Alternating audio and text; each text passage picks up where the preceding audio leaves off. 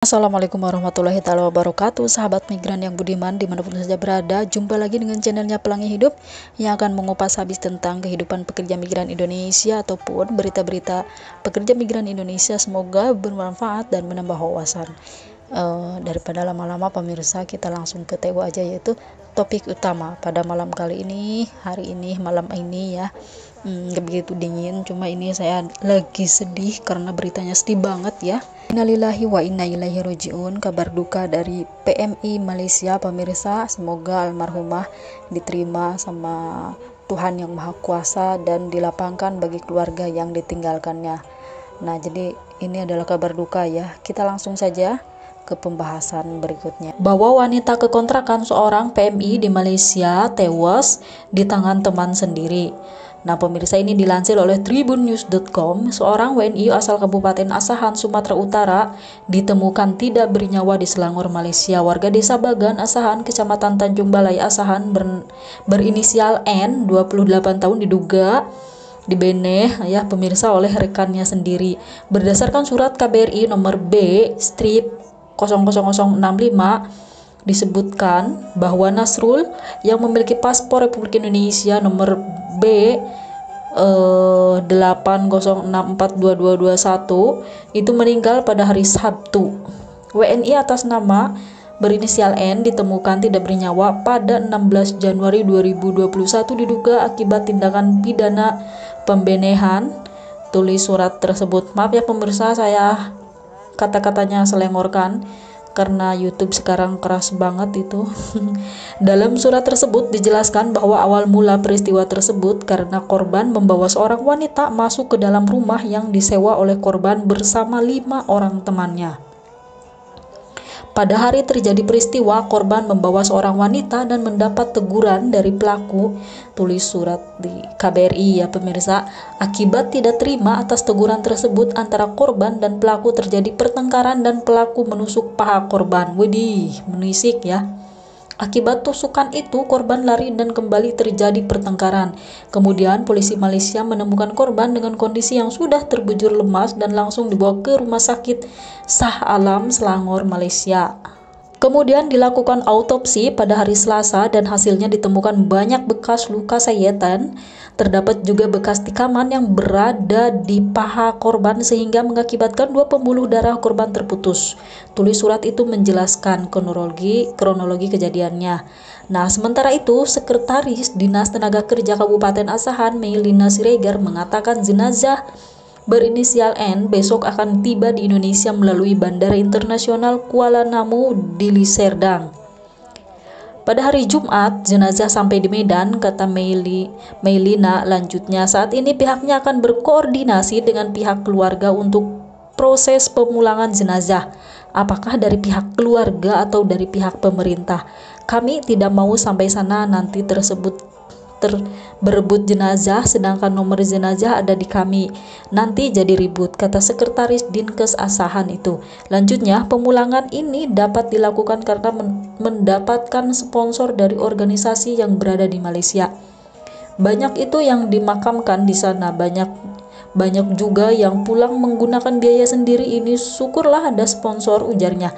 Ia menyebutkan bahwa kejadian seperti ini terulang kembali karena kenakalan masyarakat yang tetap nekat berangkat meskipun sudah mengetahui resikonya.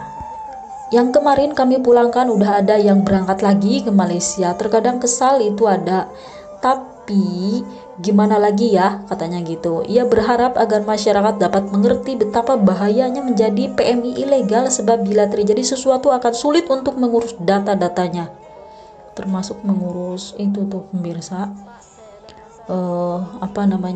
sponsor yang tidak bertanggung jawab ya begitu. Kalau resmi, kami juga akan melakukan perlindungan kepada PMI, ujarnya begitu.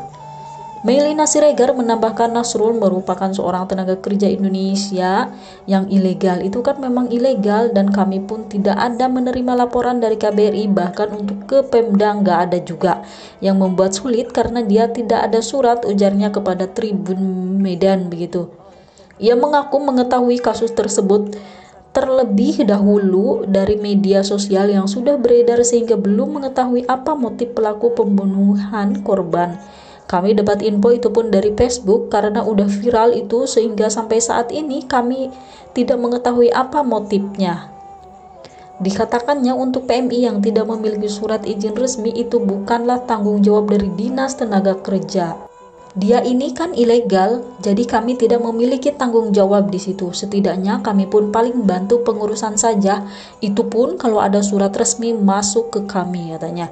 Dikatakannya kasus seperti ini sering terjadi di tahun 2020, namun Dinas Tenaga Kerja Kabupaten Asahan tidak memiliki data dikarenakan bukan wewenang mereka untuk menindaklanjutinya.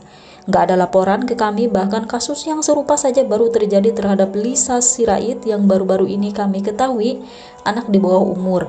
Ditanyakan Tribun Medan.com apa tindakan Disnaker Asahan bila kedepannya ada agen ilegal yang memberangkatkan PMI secara ilegal. Kami ada aplikasi yang bernama Jendela PMI, di situ ada nomor operator yang dapat dihubungi. Jadi kalau ada kedapatan atau diketahui ada yang mau diberangkatkan ke Malaysia secara ilegal, bisa hubungi kami. Kami akan bina dan akan kami tanggung pemulangannya ke Indonesia, katanya. Saat ini Disnaker Kabupaten Asahan sudah membuat program BB2MI yang akan memberikan penyuluhan dan pembinaan bila ingin menjadi imigran. Bagaimana bahaya bila menjadi imigran ilegal? Program ini kami buat di Desa Silau Laut dan Desa Serdang yang menjadi lokasi banyaknya PMI ilegal berangkat. Ia berharap agar kejadian serupa tidak kembali terjadi dan agar pemahaman terhadap bahaya menjadi PMI ilegal sampai ke masyarakat. Dari kejadian seperti ini ya pemirsa, mudah-mudahan ada hikmahnya buat kita semuanya. Dan saya kurang setuju sekali tadi di bawah ada dari Dinas Tenaga Kerja yang bilang kalau ilegal dia tidak berhak untuk melindungi. Nah, kalau menurut saya sih pemerintahan wajib melindungi warga negara Indonesia dimanapun saja berada, baik itu ilegal ataupun legal, wajib melindungi. Nah, itu menurut saya ya pemirsa. Kalau saya kurang setuju nih tadi di bawahnya yang ilegal itu jadi tidak ada hak untuk dilindungi. Kalau di Hong Kong di sini mau ilegal ataupun legal semuanya sama, punya hak untuk dilindungi oleh negara Republik Indonesia begitu.